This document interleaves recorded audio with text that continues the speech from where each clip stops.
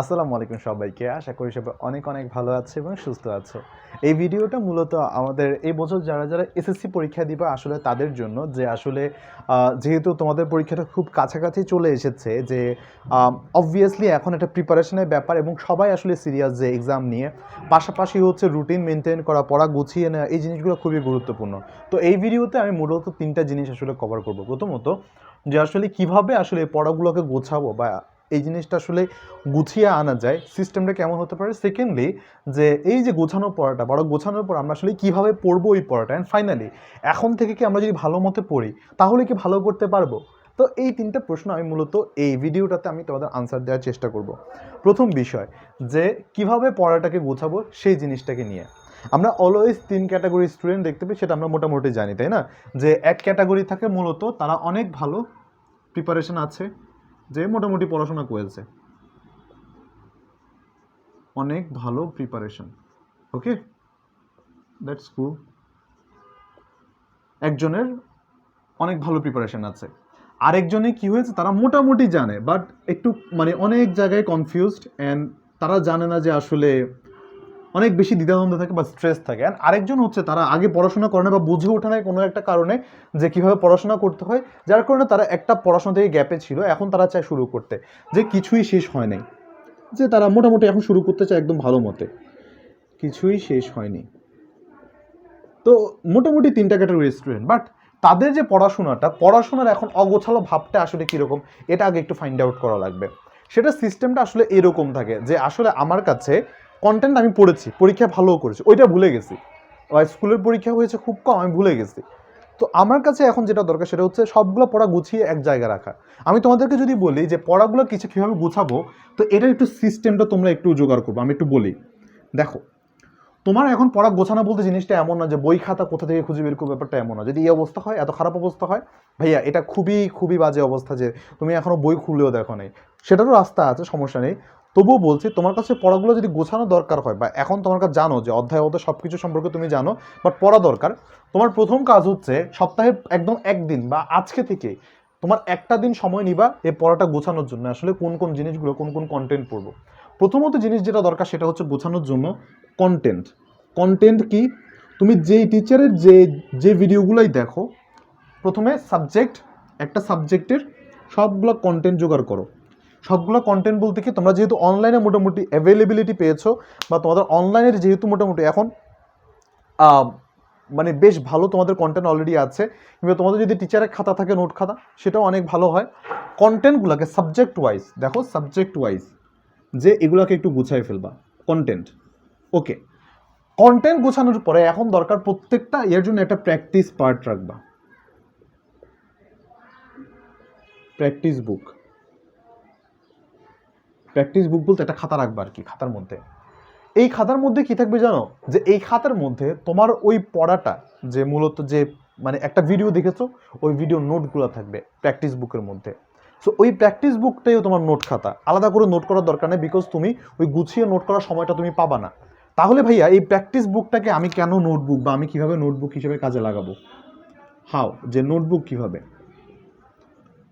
Notebook, আচ্ছা, এটার মধ্যে আমরা শুধুমাত্র সেই ইনফোগুলো লিখবো, এবং সুন্দর মতো লিখবো যে ইনফোগুলা আমার বইতে নাই অথবা মনে থাকে না। তাহলে ভাই এই জিনিসটা আসলে কি হবে? তুমি লেকচার দেখেছো, লেকচার দেখে তোমার জন্য ইম্পর্টেন্ট ইনফোগুলো তুললা, তুমি দেখবা যে 50% বা বইয়ের মাত্র 30 থেকে 40% কন্টেন্ট তোমার কাছে তোলা হয়েছে। এবার তোমার কাজ হচ্ছে মেইন বুকটা খুঁজে বের করবা।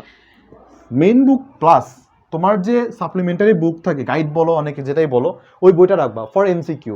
গাইড বই for MCQ only, guide book যেটা তোমার কাছে থাকে জাস্ট এমসিকিউর জন্য কাজে লাগবে। আর সিকিউর জন্য টেস্ট পেপার, এমসিকিউর জন্য টেস্ট পেপার রাখবা, বাট সিকিউর জন্য এই জিনিসগুলো। অর্থাৎ তোমার কন্টেন্ট দেখার পরে তুমি জিনিসটা বুঝো, এবার তুমি মোটামুটি বইটা পড়তে পারবা। বইটা পড়ার পরে সো মোরলেস তোমার কাছে এবার আইডিয়াগুলো হয়ে যাবে। এখন তুমি সবসময় একটু চেষ্টা করে রাখবা যে সপ্তাহের মধ্যে একটা দিন যাতে করে তুমি রিল্যাক্স থাকতে পারো। শুক্রবার দিন হোক, শনিবার দিন হোক, ওই দিন তুমি কিচ্ছু পড়বা না, ওই দিন কোনো নতুন পড়া না, যে রিজার্ভ ডে যেটা, সেদিন নতুন কোনো পড়া না। রিজার্ভে রাখবা। ওই দিন কি করবা, দেখবা যে তোমার সারা সপ্তাহে যা যা পড়াশোনা করবা অনেকগুলো পড়া বাকি রয়ে গেছে, তুমি রুটিন অনুযায়ী পড়তে পারো নাই, এই জিনিসগুলো একদম তোমার কাছে খুব ঝামেলা হয়ে গেছে যে আমি খুব প্রেশারে পড়ে যাচ্ছি। ওই দিন এই প্রেশারগুলোর জন্য তুমি এই যে এই রিজার্ভ ডেটা কাজে লাগাবা, ওই দিন পড়াগুলো গুছিয়ে আনবা। এখন কথা হচ্ছে আমরা এখন জানলাম যে ভাই আমার পড়াটা এভাবে গোছানো উচিত, বা আমি ম্যাথ করছি, আমার ম্যাথটাতে এগুলো সব গোছানো আছে, এখন মোটামুটি কন্টেন্টগুলো শেষ হয়েছে, এবার আমি আসলে কি করতে পারি। এখন আমাদের কাহিনীটা হচ্ছে এই যে ভাইয়া কীভাবে পড়বো, এই সেকশনটা খুবই গুরুত্বপূর্ণ, যে আমার পড়ার স্টাইলটা কেমন হওয়া উচিত, যে ভাইয়া আমার তো ভুলে যাচ্ছি সব কিছু, বা আমার কাছে এখন মনে হচ্ছে সব এলোমেলো হয়ে গেছে, এতদিন ভালো লাগছিল সব কিছু। এখন রিভিশন বলো, পড়া বলো, পড়ার সিস্টেমটা একটু হয়তো আমি বলে দিতে পারি, এই সিস্টেমে তোমরা ভালো করতে পারো। তো সিস্টেমটা আসলে কীরকম, সিস্টেমটা আমি তোমাদেরকে বলবো যে পড়ার ক্ষেত্রে তোমরা একটু টাইমটাকে একটু ভাগ করে নিবা। আমি এটাকে বলা হয় প্যাক সিস্টেম বলা হয়, বা প্যাকেজ সিস্টেম বলা হয় একটু পড়ার। তুমি একটা ঘন্টাকে দুইটা ভাগ করবা, একটা হচ্ছে তুমি মনে করো 25 মিনিট, একটা ঘন্টার কথা বলতেছি, একটা ঘন্টা 25 মিনিট পড়া বা স্টাডি করবা, 5 মিনিট ব্রেক। একটু বলছি ব্রেকটা মানে কি, এই জিনিসটা কি ব্রেক। 25 মিনিট পড়া, 5 মিনিট ব্রেক।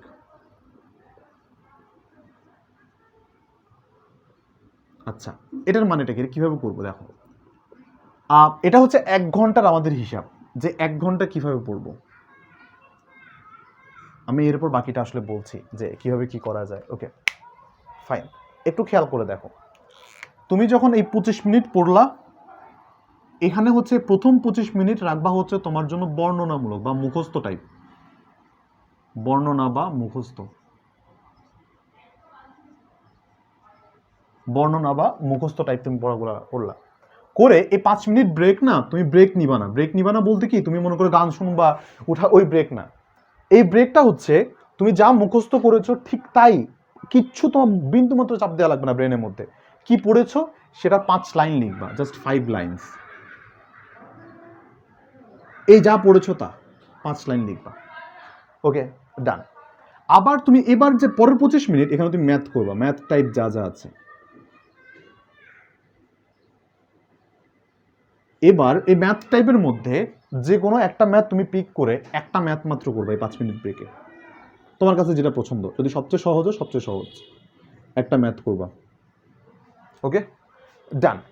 এবার তুমি একটা কাজ করবা, এটার মধ্যে এই যে তুমি 1 ঘন্টা তোমার শেষ হয়েছে, এই 1 ঘন্টার মধ্যে তুমি এখন এখানের মধ্যে তুমি 15 মিনিট ব্রেক দিবা, 15 মিনিট ব্রেক। ব্রেক দিয়ে এই ব্রেক হচ্ছে তুমি মনে করো ঘোরাঘুরি করবা, ঘোরাঘুরি বা রেস্ট নিবা আর কি নিজের মতো করে, এটা রেস্ট আর কি, রেস্টের টাইম। রেস্ট নেওয়ার পরে এরপরে যে 15 মিনিট অন্য কিছু করার চান্স নেই এখন, এই যে টানা পড়তে হবে, এটাকে বলা হয় এক প্যাক পড়াশোনার একটা এক প্যাকেজের একটা পড়াশোনার একটা প্যাকেজ হিসেবে। এরপরে যে 15 মিনিট, এই 15 মিনিটে তুমি এগুলাকে অ্যাক্টিভলি রিকল করবা, যে কি কি পড়েছো এর আগে, কি কি লিখেছো, এটাকে বলবো তোমার এবার রিকল করবা। এই রিকলটা ভাইয়া কিভাবে করবো, একটা পেজ নিবা, 1 পেজ ফুল, একটা খাতার একটা পেজ ফুল তুমি এটাকে ডিসক্রাইব করবা। তুমি যদি বলো যে না আমি আসলে পড়ছিলাম, পড়ার সময় বারান্দা একটা কাক এসে বসেছিল, ওইটাও লেখো, নো কিন্তু 1 পেজ লেখা লাগবে 15 মিনিটে। 1 পেজ লেখা শেষ। এবার আমরা আবার এটা এই জিনিসটা রিপিট করব নতুন করে, আবার 25 মিন প্লাস 5 মিন প্লাস 25 মিনিট প্লাস 5 মিনিট, এই জিনিসটা আবার রিপিট করব আগের মতো করে। 2 বার রিপিট হয়েছে সেম জিনিস, ওই যে ম্যাথ টাইপ, তারপর হচ্ছে বর্ণনামূলক করলাম, করার পরে সেমভাবে এবার যে লাস্টের যে 15 মিনিট আছে, এই 15 মিনিটে আবার আমরা এই জিনিসটা দেখো 1 ঘন্টা হয়েছে আমাদের এখানে মোটামুটি। 1 ঘন্টার পরে গিয়ে আমরা এবার আর 15 মিনিট ব্রেক নিব না। এবার আমরা যে কাজটা করবো সেটা হচ্ছে ওই অ্যাক্টিভ রিকলটা করব, 15 মিনিটের রিকলটা 1 পেজ, 1 পেজ রিকল। তো এভাবে করলে তুমি যে জিনিসটা দেখবা সেটা হচ্ছে তোমার মোটামুটি 2 ঘন্টা 45 মিনিট এখানে কাজ লাগছে। দেখো 1 ঘন্টা 30 মিনিট, 15 মিনিট 45, 2 ঘন্টা 45 মিনিট। তোমার এটাকে এই 2 ঘন্টা 45 মিনিটের পড়াটাকে পুরাটাকে এরপরের 15 মিনিট, বাকি যে 15 মিনিট আছে সামারাইজ করবা,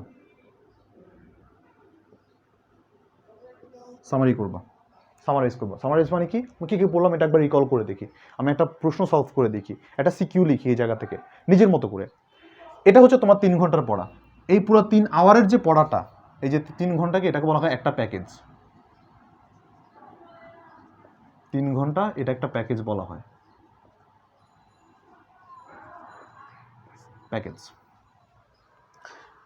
অনেকে বলে ভাইয়া যে আসলে আমার ডেলি কয় ঘন্টা পড়লে আমি পরীক্ষা ভালো করব।